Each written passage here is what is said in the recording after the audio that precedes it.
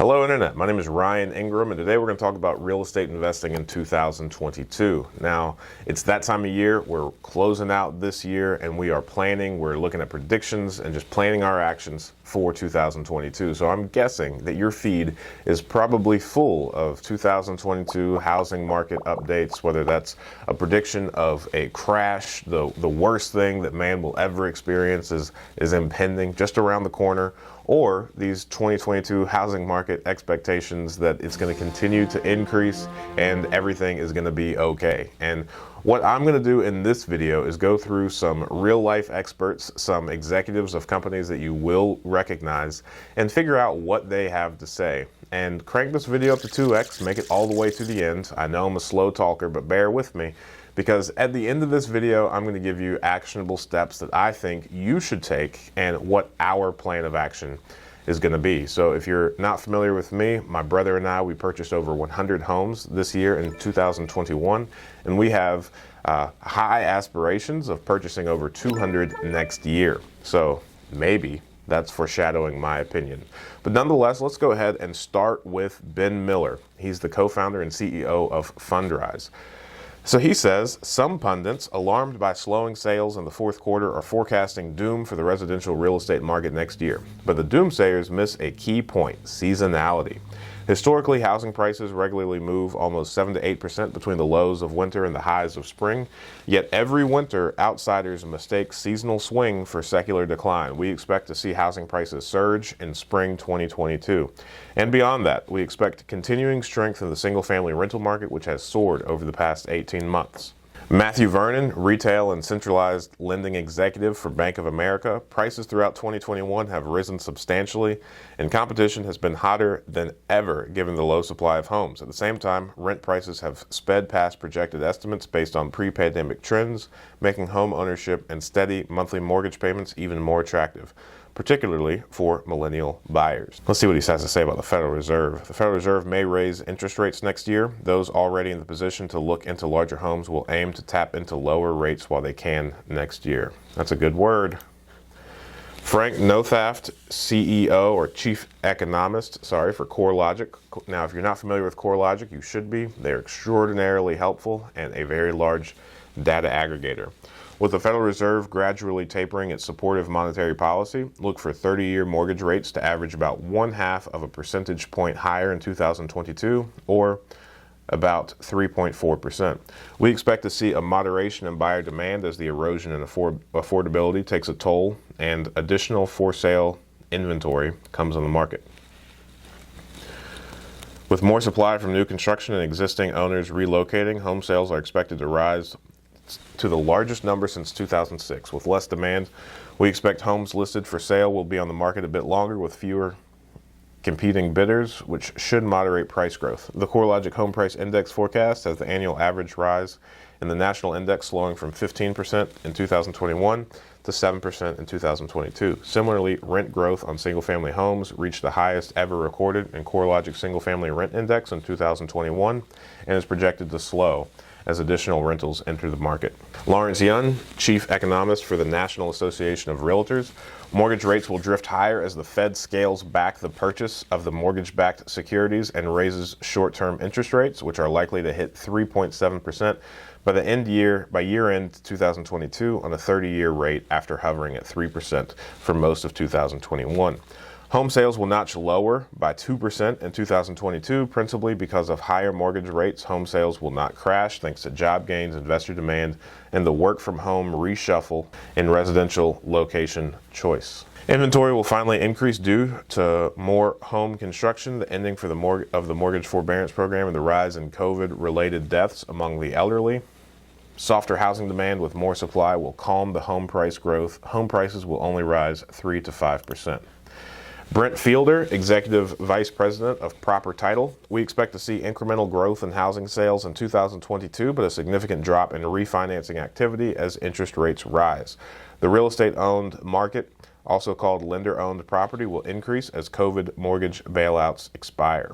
That could be great for investors. Nick Bailey, president of RE/MAX. Homebuyers should find the coming months to be more advantageous than any time in 2021. While sellers remain in a very strong position, price stabilization and the continuation of competitive interest rates may bring some welcome relief to buyers in the new year. Inventory is and likely will remain a challenge for some time as shortages in labor and materials, as well as general supply chain challenges, delay new construction. Last year was a strong year for sales, and 2022 should continue to be. As the markets begin to rebalance and buyers who were sitting on the fence decide to get in the game, the value of a skilled full-time real estate professional will be even more evident. Jared Kessler, founder and CEO of EasyKnock. As the country begins to move towards a new post-pandemic normal, I expect lingering economic uncertainty will continue to drive the unpredictable housing market in 2022.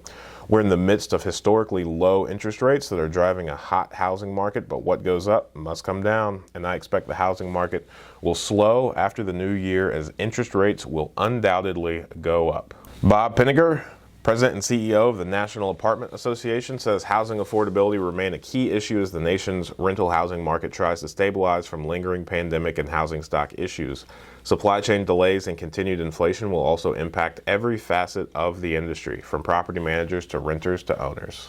Danielle Hale, Realtor.com chief economist.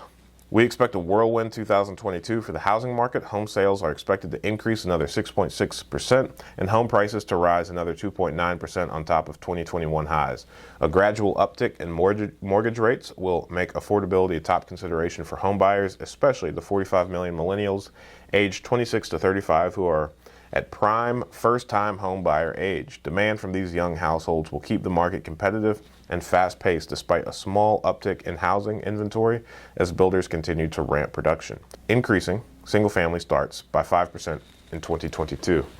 And lastly, we have Kevin Quinn, Senior Vice President of Retail Lending at First Internet Bank. I haven't heard of that bank, but I really love his sentiment, and that's, if the past 12 months have taught us anything, it's impossible to predict the future. This past year was a challenging one for home buyers, resulting from a mix of low rates, fierce bidding wars, and limited inventory, but I believe we may start to see the market normalize to a degree in the coming year.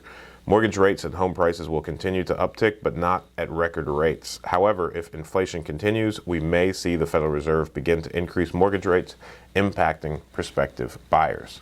So from these opinions, I don't see anything indicative of a massive collapse. Now you can read the other opinions. I've linked the article in the description below, right under the free 7-day trial to PropStream. Definitely check that out if you want to increase your deal flow and buy a couple of rental properties next year. Another key thing to remember on top of this is the real estate market is not one homogeneous nationwide thing. It is completely localized. So what's true for one market may not be true in another.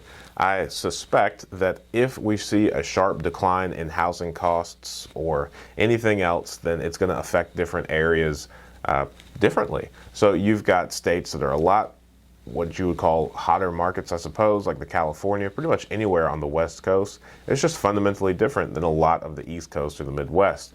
So the areas that are already overpriced are probably going to experience that sharp decline first. Now the areas that is the Rust Belt or the Midwest, the places where you can still buy a home for $40,000, $50,000, drastically under what it costs to build new, then I think it's going to be much softer, if anything at all. And another key thing to hone in on is the fact that a lot of these opinions reference the Federal Reserve and what they're going to do with inflation and how they're going to either throttle up or throttle back mortgage rates or interest rates. And I think the key thing to take away from this is that the actual underlying asset, the home, the value, the inherent value of that home does not change. People still need a place to live. People still need a place to provide for their family. Now, the financial instrument used to acquire this, that is where the manipulation takes place. Ever since we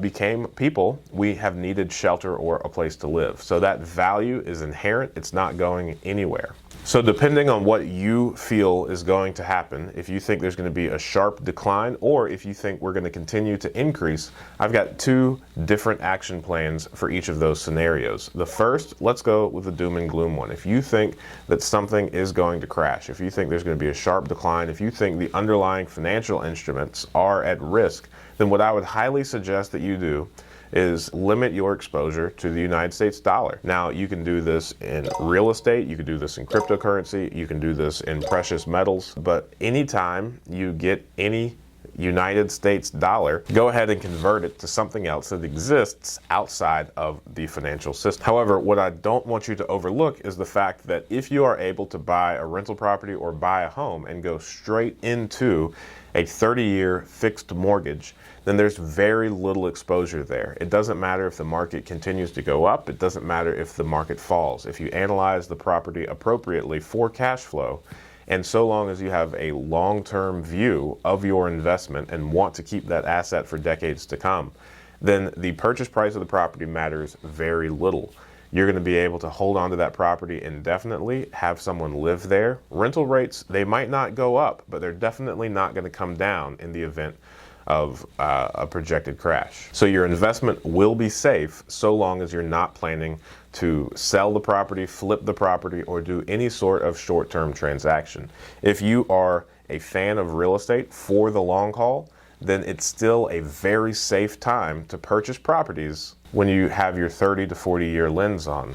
A lot of real estate investors, they get caught up in these downturns, these market corrections, these crashes, whatever you want to call them, are the people that have used short-term debt to acquire long-term assets. And you're in that transitionary or that bridge period where you may have used a 1 or 2 year loan to acquire a property.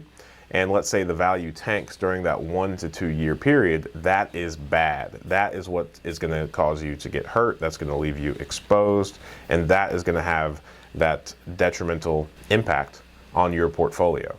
However, if you are going straight into that long-term debt and you've got a locked-in interest rate for 30 years, then you're going to be okay. Because inside of that 30-year time frame, again, so long as you're not looking to sell, then you can weather several market cycles without being impacted. Again, just make sure that you are focused on the cash flow so that the rent coming in pays for all of the expenses associated with the property.